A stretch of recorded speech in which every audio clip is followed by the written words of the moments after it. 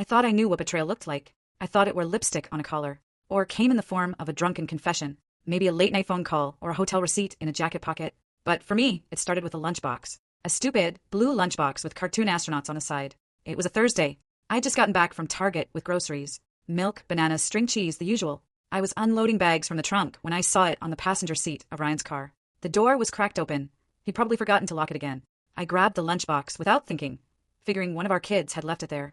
But when I opened it to check if anything was spoiled, something stopped me. There was a name written in Sharpie on the inside flap.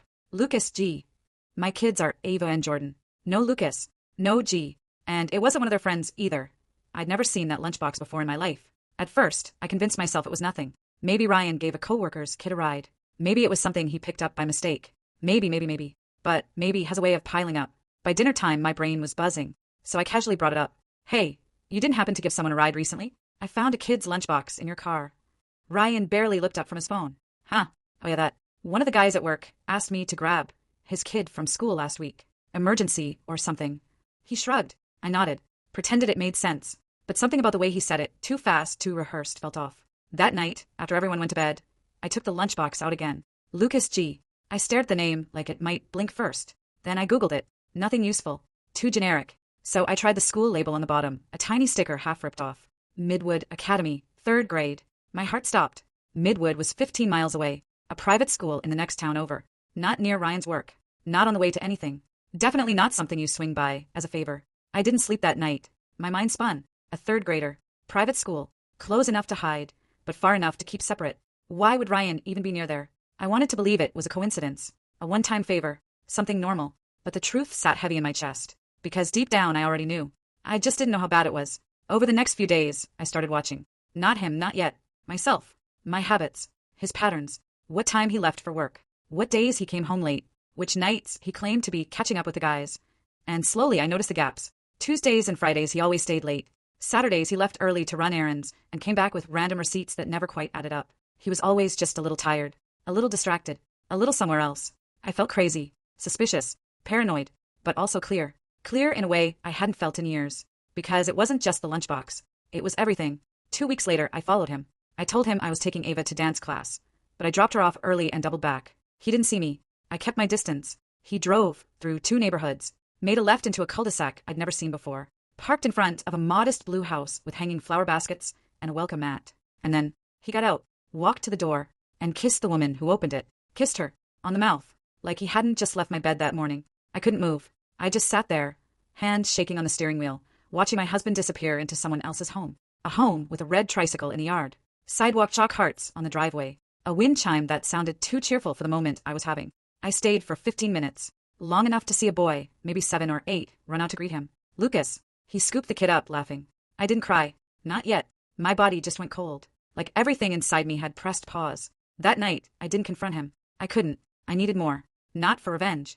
For clarity. Because I needed to understand who the hell I was married to. The next day, while he was at work, I went through everything. His closet. His desk. His car again.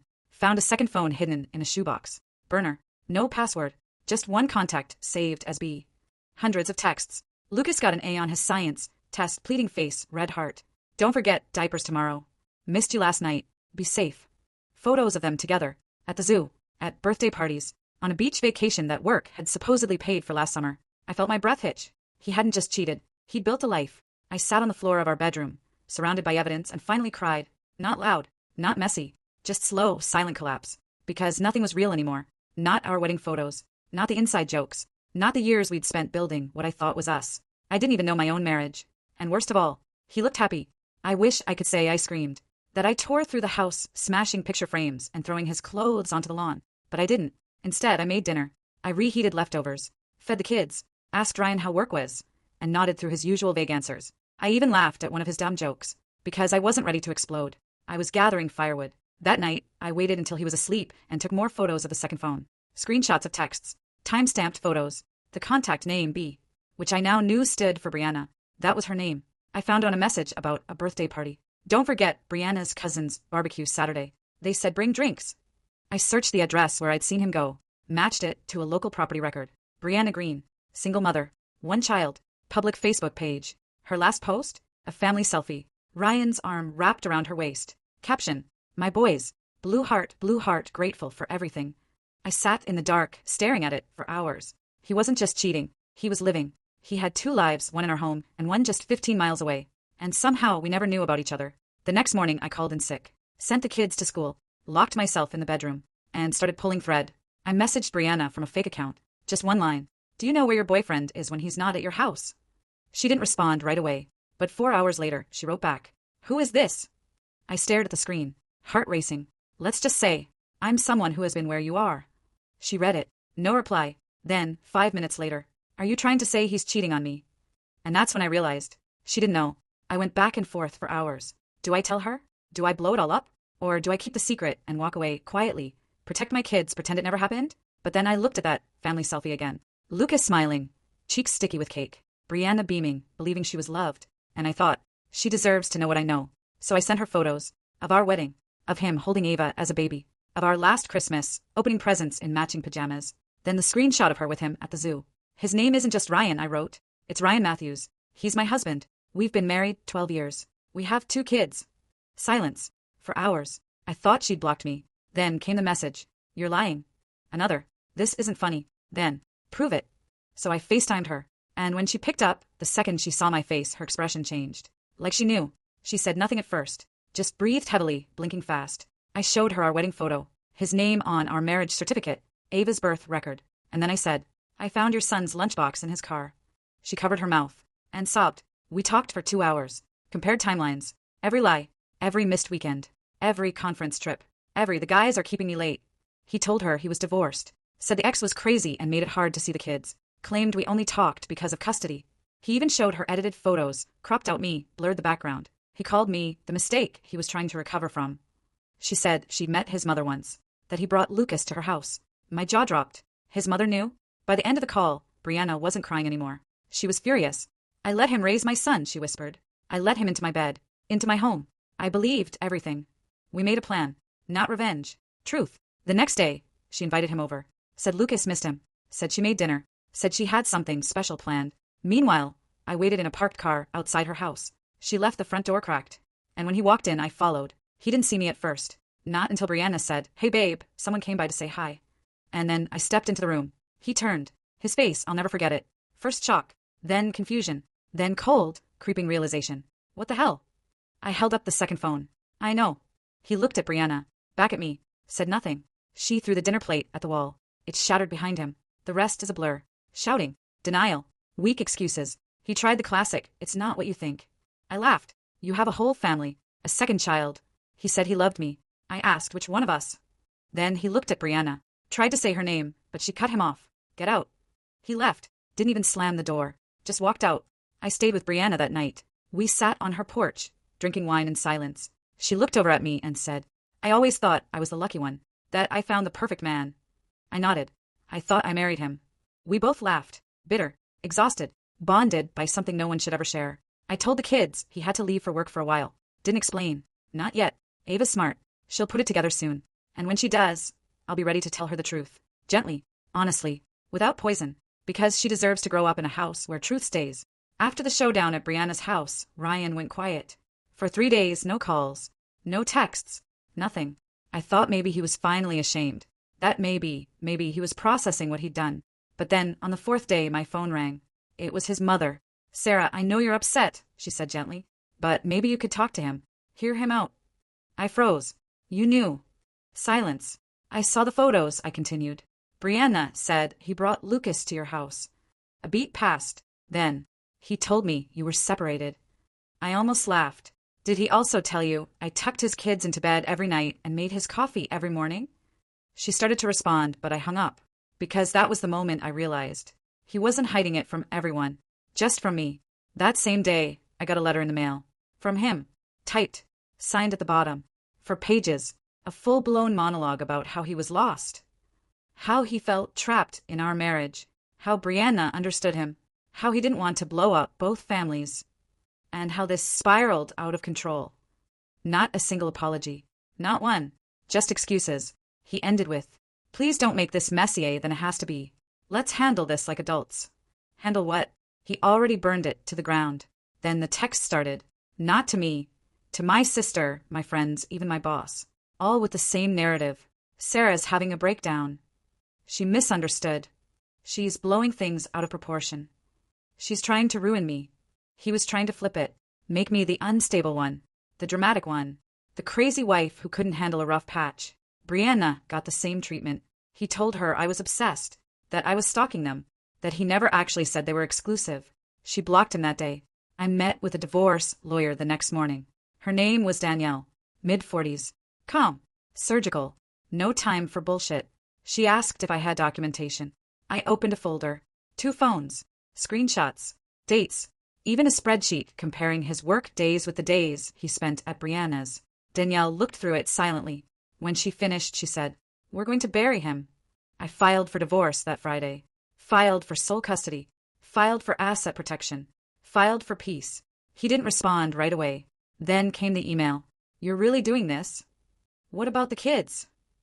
You're going to break up our family over a mistake." A mistake. That's what he called it. 12 years. 2 kids. A whole second life. A mistake. The kids started asking questions. Why isn't Daddy home? Why did he miss Jordan's game? Is he mad at us? I didn't lie. I didn't give them every detail either. I said Daddy made a big choice that hurt people. That sometimes grown-ups break promises, but that it's never the kid's fault. And that I'm here. Always. Ava cried. Jordan stayed quiet. That night, he crawled into bed beside me and whispered, "Are we going to be okay?" I said yes. I hoped I was right. A few weeks passed. The papers were served. Mediation was scheduled. Lawyers got involved. And in the middle of it all, an unexpected message. From Brianna. I keep thinking I should have known. But he said all the right things. I thought I was the one he was building a future with. I wrote back, "Me too." She replied, "If you ever want to grab coffee, or scream into the void together, I'm around." We met at a small diner halfway between our neighborhoods. We sat across from each other like war veterans, not smiling, not crying, just existing. I asked about Lucas. She asked about Ava and Jordan. Then we talked about Ryan. We shared timelines, holidays he missed, lies he told. Turns out, he used the same lines on both of us, same pet names, same compliments, same empty promises. He wasn't original, just strategic, and somehow that made it worse. By the time the check came, Brianna said, "You know what hurts the most?" I looked at her. She stared into her coffee. That he seemed happy. I thought I was enough. And now I wonder if I was just convenient. I reached across the table. "You were never just convenient." Her eyes welled up. "Neither were you." Later that night, I found a drawing on the fridge. Ava had made it. 3 stick figures. Her, me, and Jordan. No dad. Underneath, she'd written, "My family Purple Heart." And I realized something. He left a hole. But we didn't collapse. We just reshaped. Mediation was set for a Tuesday. Neutral ground. No courtroom. Just a quiet office with soundproof walls and a table too big for comfort. Ryan arrived first. He wore a navy suit. Same one from our anniversary 2 years ago. I didn't flinch. Danielle, my lawyer, leaned over and whispered, "Don't give him anything. Not a smile. Not a tear. Not a second of control." I nodded. The mediator, a woman named Ruth, started with formalities. Then Ryan spoke. "I just want what's best for everyone," he said, voice soft. "Especially the kids." I almost laughed. He sat there with his practiced remorse, talking about shared parenting, about stability, about how he was working on himself. Then he looked at me, first time all day, and said, "You know I didn't mean to hurt you." And something in me snapped.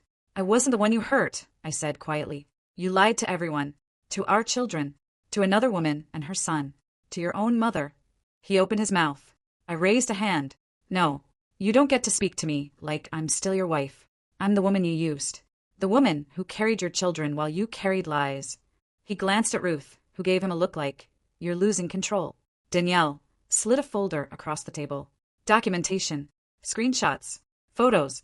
A timeline. "I'm requesting full custody," she said. "And I suggest you agree." He didn't fight. Not really. Because by then his whole image was crumbling. Brianna had filed a statement too, confirming everything. He couldn't spin 2 lives anymore. He agreed to visitation, to child support, to everything, except one thing. "I want to say goodbye to them," he said. "In person." Danielle looked at me. Ruth looked at me. I nodded. He came by the house that Friday. The kids waited in the living room. Ava stood stiffly. Jordan sat curled up on the couch, arms crossed. Ryan knelt in front of them. I know I've been gone a lot, he said. And I know things are different now. Silence. But I love you both. And I always will. No matter what. Ava asked, Did you lie to us? He blinked, then nodded. Yes. Jordan whispered, Are you coming home? And Ryan said, No, buddy. I can't. But I'll still see you. I'll always be your dad. I watched him hug them. It felt distant, like a scene from someone else's movie. Then he stood, looked at me one last time. But I'd already turned away. He texted later that night. Thanks for letting me see them. You didn't have to. I'll never stop loving you. I blocked the number. Weeks passed. The house got quieter, but not emptier. We started cooking together, reading more, sleeping better. I moved his boxes to the garage, painted the bedroom, took the photos off the wall, the ones that told the wrong story, replaced them with new ones. Me and the kids at the beach. Ava's drawing framed over the fireplace. Jordan holding a sparkler on the 4th of July. Our life, as it really is. No edits. One morning, I looked in the mirror and didn't see the same woman. Not the quiet wife who apologized for taking up space. Not the one who second-guessed every gut instinct. Not the one who mistook neglect for normal. I saw someone sharper, still tired, still healing, but whole. Brianna and I still talk sometimes. We don't talk about him anymore. We talk about books, food, work, how our kids are doing in math. She's dating again. I'm not, and I don't need to, because right now it's enough to sit on my back porch with a cup of tea, watch the sun set behind my kids' laughter, and know, truly, that I saved us. They say betrayal breaks you, but sometimes it frees you. It's been a year. 1 year since the lunchbox. Since I opened it and unknowingly opened my whole life. Since I learned that love, when built on lies, crumbles like dust. But more importantly, it's been a year since I came home to myself. I didn't rush into anything. No rebound relationships. No dramatic reinventions. Just slow, quiet healing. I took the kids on a road trip last fall, just the 3 of us. We drove up the coast, stayed in cheap motels, ate too many snacks. We laughed. Ava picked the music. Jordan kept trying to navigate using paper maps. They asked fewer questions about him. I answered what I could.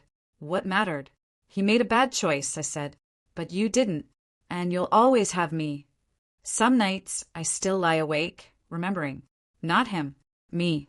The woman who smiled through everything.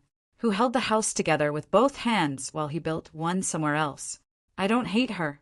I'm proud of her. Because she survived. And when the time came, she walked away. He tried to message me again in December. From a new number. Just 2 words. Merry Christmas. I didn't reply. I didn't block it either. Just let it sit there. Because that's what the past deserves now. No war. No words. Just distance.